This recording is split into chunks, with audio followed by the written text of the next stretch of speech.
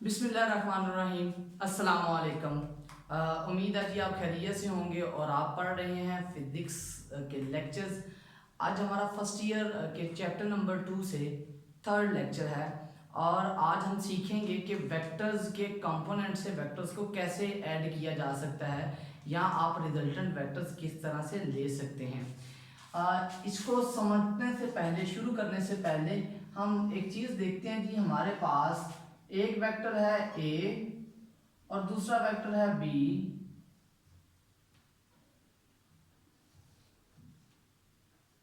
ये दो वेक्टर्स हैं हमारे पास। मैं इनको थोड़ा सा रैंडम बना देता हूं ताकि आप लोगों को ज़्यादा क्लियर हो जाए। ये वेक्टर बी है मेरे पास। स्टूडेंट कहते हैं कि हमने इन दो वेक्टर्स को हेड टू टेल रूल से ज्वाइन करना है। हेड टू टेल रूल से ज्वाइन करने के लिए आप क्या करते हैं, फर्स्ट वेक्टर को एज इट इज रखते हैं।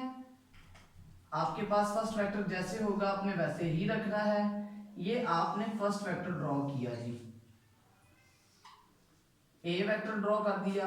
अच्छा जी, हेड टू टेल रूल में हम क्या कहते होते थे, सेकंड वेक्टर को उठाना है, फर्स्ट वेक्टर के हेड के साथ उसकी टेल लगा देनी है। ये स्टूडेंट मेरे पास वेक्टर आ गया बी। और रिजल्टेंट के लिए हम कहते होते थे कि आपके पास आपने पहले वेक्टर की टेल को लास्ट वेक्टर के हेड के साथ ज्वाइन करना है, तो ये आपके पास आ गया रिजल्टेंट। यहां से हम बात करते हैं जी, आर वेक्टर जो है ए प्लस बी के बराबर आ जाता है। अब असल बात हमारी यहां पर शुरू होती है। असल बात क्या है, कहता है आपने रिजल्टेंट के कंपोनेंट्स निकालने हैं और कंपोनेंट्स आपके वेक्टर्स जो हैं उनकी टर्म्स में होने चाहिए। ठीक है। अच्छा जी, रिजल्टेंट वेक्टर के कंपोनेंट्स निकाल लेते हैं, वो भी इसी वेक्टर की टर्म में। ये डायग्राम बहुत इंपॉर्टेंट है और इसको मैं एज इट इज ही लिखा रहने दूंगा। स्टूडेंट अगर आप इसको रेक्टेंगुलर कंपोनेंट्स में डिवाइड करते हैं तो ये हिस्सा आपके पास कहलाता है जी ए एक्स और ये कहलाएगा ए वाई।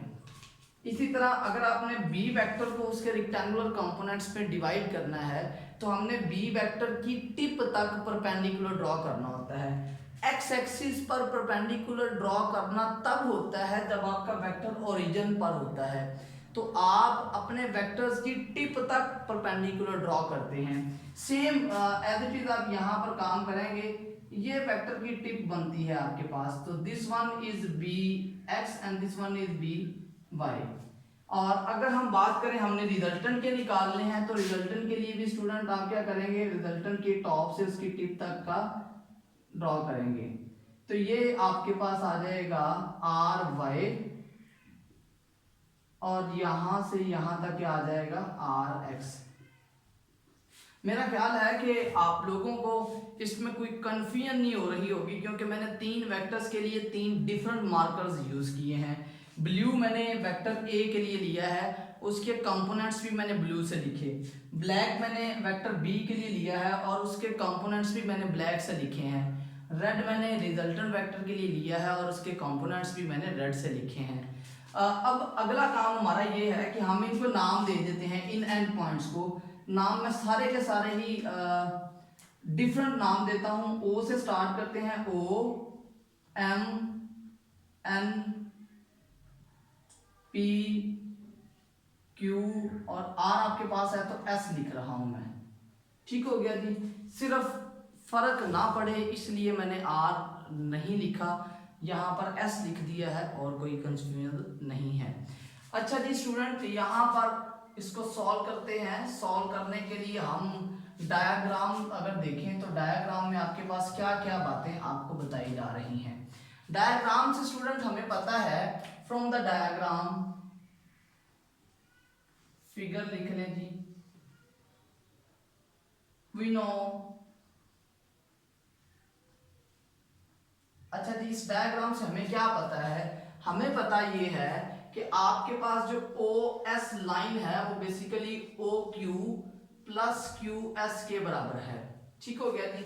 ये जो पूरी लाइन है ना स्टूडेंट, इस पूरी लाइन को आप दो हिस्सों में डिवाइड कर सकते हैं और दो हिस्से कौन कौन से हैं, इतना हिस्सा प्लस इतना हिस्सा। दोनों हिस्सों को आपने अलग अलग बता दिया है। इसमें आपके पास देख लेते हैं जी क्या क्या बनते हैं। हमें पता है कि आपके पास जो क्यू ओ एस है वो A S basically R X के बराबर है। इसी तरह अगर हम बात करते हैं ओ क्यू जो है वो आपके पास ए एक्स के बराबर है, और अगर हम बात करते हैं क्यू एस की तो वो बेसिकली एन पी के बराबर है, और एन पी आपके पास बी एक्स के बराबर है। क्योंकि बच्चे आपके पास ये जो क्यू एक्स है, जितना क्यू एक्स होगा उतना ही आपके पास एन पी भी है। ठीक हो गया जी। आगे चलते हैं, आपके पास वैल्यूज पुट करें। ये ओ एस आपके पास किसके बराबर आ गया जी, आर एक्स के बराबर आ गया, और ओ क्यू आपके पास ए एक्स के बराबर आ गया, प्लस क्यू एस आपके पास एन पी और एन पी बी एक्स के बराबर आ गया है। अगर यहाँ पर आपके पास मल्टी वेक्टर्स होते या इनफाइनाइट वेक्टर्स होते तो आप लिखते R X is equal to the A X plus B X plus C X plus so on to the हम एन एक्स लिख देते हैं। इससे क्या मुराद है, इस लाइन से हमें क्या पता चल रहा है, इस लाइन से हमें एक बात समझ आ रही है, the x component of resultant vector is sum of all the x components of vectors to be added। अच्छा जी, यहां से हमने एक बात सीखी, हमने ये बात कही कि आपके पास जो x कंपोनेंट होगा ना रिजल्टेंट वेक्टर का, वो बेसिकली आपके तमाम वेक्टर्स a b c जिनको हम जमा कर रहे हैं उनके x कंपोनेंट्स को ऐड करने से रिजल्टेंट का x कंपोनेंट आता है। तो आपने x कंपोनेंट के बारे में डिटेल सीख ली, उसमें आपने कहा कि आपके पास x कंपोनेंट हम इस तरह से मेजर कर सकते हैं। अब सेकेंडली अगर आप दोबारा से देखें फ्रॉम डायग्राम फ्रॉम फिगर, बच्चे अब आपने इस तरफ चलना है, इस तरफ आपके पास आ जाता है एम एस लाइन जो है वो बेसिकली आपके पास किसके बराबर आ जाती है, वो लाइन बराबर आ जाती है M P plus P S. मतलब ये टोटल लाइन इतने पैच प्लस इतने पैच के बराबर होती है।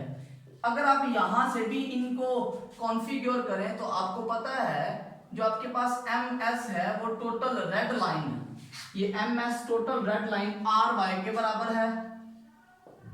इसी तरह एम पी जो है वो आपके पास ब्लैक लाइन है वो बी वाई के बराबर है, और पी एस जो है वो आपके पास बेसिकली एन क्यू के बराबर है और वो ए वाई है। देखिए जी बच्चे, पी एस इतना है उतना ही आपके पास एन क्यू है और वो दोनों बराबर हैं। अगर ये दोनों बराबर हैं तो आप वैल्यूज को रिप्लेस कर सकते हैं। आप वैल्यूज पुट करें, आपके पास क्या आ जाएगा, R Y is equal to the B Y plus A Y, और अगर आप इसे अरेंज करके लिखते हैं you can write it as R Y is equal to the A Y plus B Y, और अगर एन वेक्टर्स हैं तो एन वाई। यहां से हमें क्या बात पता चलती है जी, हम यहां से एक बात कंक्लूड करते हैं, और वो क्या है जी, वो ये कि आपके पास the y component of resultant vector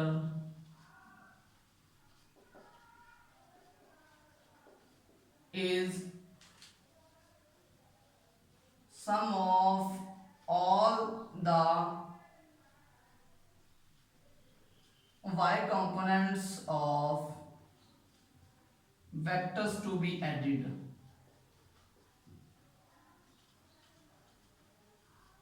अच्छा जी, यहां से भी हमने वही बात कंक्लूड की कि आपके रिजल्टेंट का जो y कंपोनेंट होगा उसका आंसर भी वही होगा जो आप तमाम वेक्टर्स के y कंपोनेंट्स को ऐड करने से निकालेंगे। यहां से ये बात क्लियर होगी। अब हम चलते हैं जी इसी डायग्राम की तरफ। अब मैं इस डायग्राम में ना एक बोल्ड कर रहा हूं, ये आपके पास आ गया आर वाई, ये आपके पास आ गया आर एक्स, और ये हमारे पास आ गया जी आर। अगर हम डायग्राम में से देखें तो एक राइट एंगल ट्रायंगल बनती है।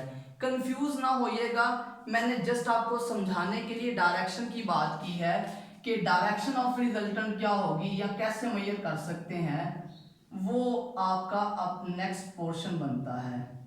रिजल्टेंट की डायरेक्शन निकालनी हो तो हमें पता है theta is equal to the tan inverse of R Y over R X. ये आपके पास फॉर्मूला होता है जिसमें आप y कंपोनेंट को x कंपोनेंट से डिवाइड करते हैं और उसका टेन इनवर्स लेने पर आपको डायरेक्शन मिलती है।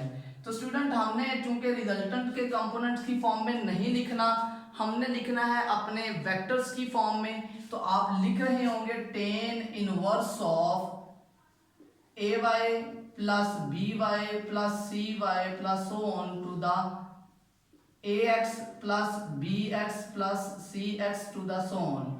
यहां से हमारे पास क्या मिलेगा जी, उस वेक्टर की जो है वो डायरेक्शन मिल जाएगी जो रिजल्टेंट होगा। एक बात यहां पर स्टूडेंट कुछ स्टेप्स हैं जो आपने फॉलो करने हैं इस सवाल को सॉल्व करने के लिए।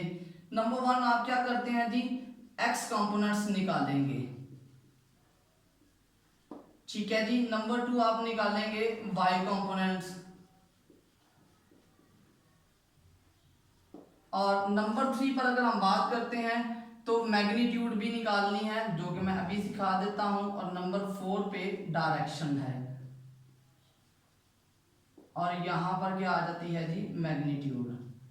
अपोलोजाइज कि मैं वहां पर लिखना भूल गया हूं। मैग्नीट्यूड कैसे निकलती है, R magnitude will be equal to the R X का स्क्वायर प्लस आर वाई का स्क्वायर एंड स्क्वायर रूट। अच्छा जी, r की मैग्नीट्यूड क्या आ जाएगी in terms of result vectors to be added, ax plus bx plus cx so on to the उसका square plus ay plus by plus cy plus so on to the उसका square and square root. तो student आप देखें जी, आपने यहाँ से resultant vector की magnitude भी निकाल ली है, और वो मैग्नीट्यूड आपको किस तरह से मिली है, वो मैग्नीट्यूड हमें मिली है जी इन वेक्टर्स के x कंपोनेंट और y कंपोनेंट्स को ऐड करने से। तो स्टूडेंट ये हमारा आज का आर्टिकल था जिसमें हमने रिजल्टेंट वेक्टर फाइंड आउट करने का तरीका सीखा है जब आपको वेक्टर्स के कंपोनेंट्स गिवन होते हैं। तो होप सो अब ये चैप्टर आपका बड़ी स्मूथली चल रहा है, आप लोगों को इसमें कोई परेशानी नहीं हुई होगी और इसमें आपने अच्छे से सीखा भी हुआ होगा। Stay at home, stay connected, अल्लाह हाफिज़।